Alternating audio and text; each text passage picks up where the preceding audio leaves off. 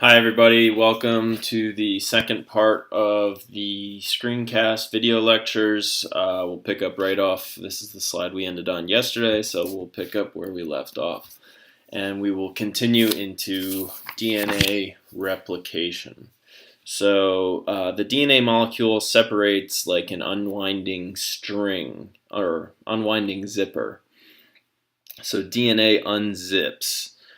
Free nucleotides attach to the exposed bases of the DNA strand to form two new DNA strands. So there is a weaker chemical bond between the base pairs of adenine and thymine, guanine and cytosine. So it is weak at that point in its structure. The sugar backbone, the sugar phosphate backbone of DNA is very strong. It's a stronger chemical bond. So different enzymes break apart DNA at those base pairs and unzip the DNA, exposing those nucleotides so that free nucleotides in the cell can bond and form two new DNA strands. Each one of the DNA molecules has a strand from the old DNA and one from the new. So again, we see in this picture to the right, we see the DNA helicase, which is the enzyme which unzips the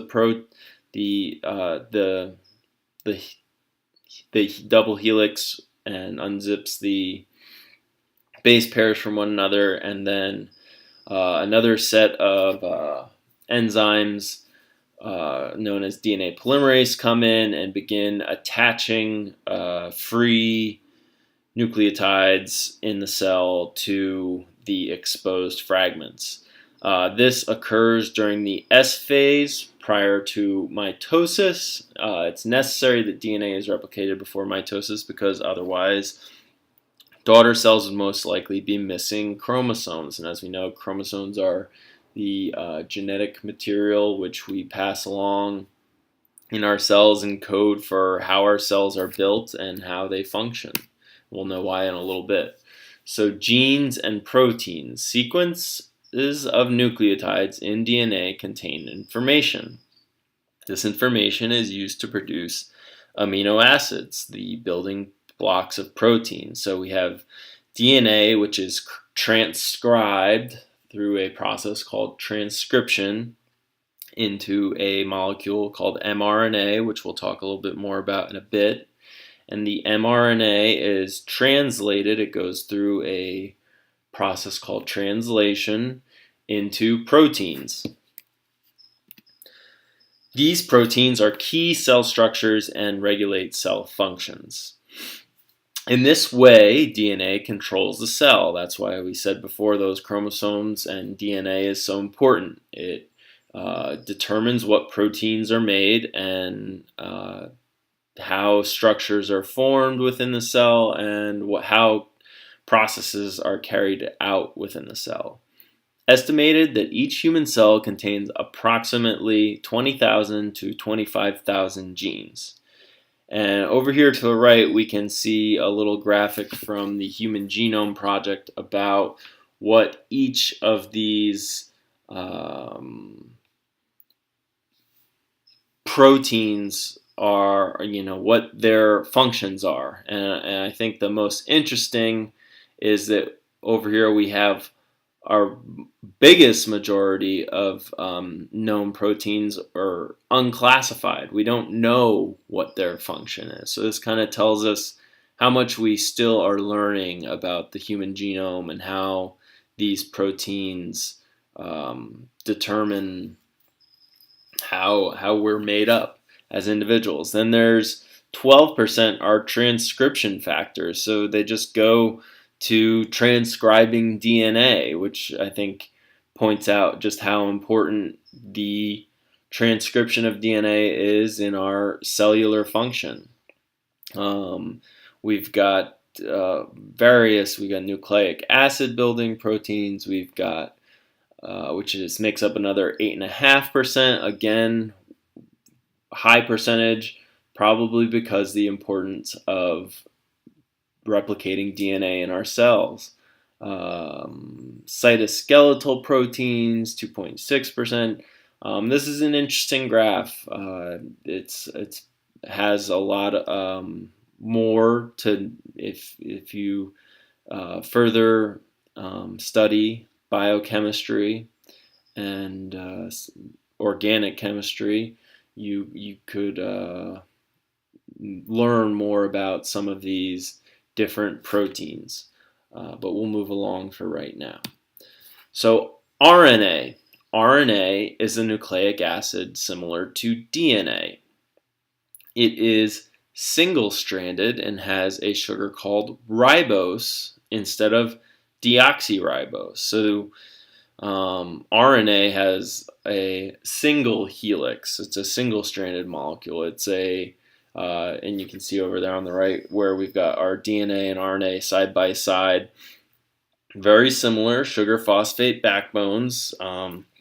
It has the base pairs and the nitrogenous bases, but as you can see, there's only one strand of the sugar phosphate backbone in RNA.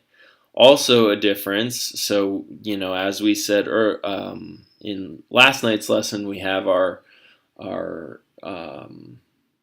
nitrogenous bases in DNA that we know are cytosine, guanine, adenine, and thymine, but in RNA contains a nitrogenous base called uracil rather than thymine. So A bonds with U in RNA. So we have cytosine, guanine, adenine again in RNA, but instead of thymine, we have uracil. And this is important to remember, that RNA contains uracil rather than thymine. There are 3 types of RNA. So this is our RNA, our messenger RNA, our mRNA from earlier. It brings the information from the DNA to the cell's ribosomes. So mRNA, similar to DNA replication, but not, obviously we're producing RNA, not DNA, but there's a similar process where DNA is unzipped and different enzymes produce strands of mRNA which carry the genetic code to the ribosomes. And over here we can see the different codons, which are three base pair sequences that code for different proteins. Ribosomal RNA, rRNA, makes up the ribosomes. They clamp onto the mRNA and use its information to assemble amino acids, protein building blocks, in the correct order. And then we have transfer RNA, tRNA, which transports amino acids to the ribosomes to be assembled into a protein. So over here on the right, we have the structure of tRNA, and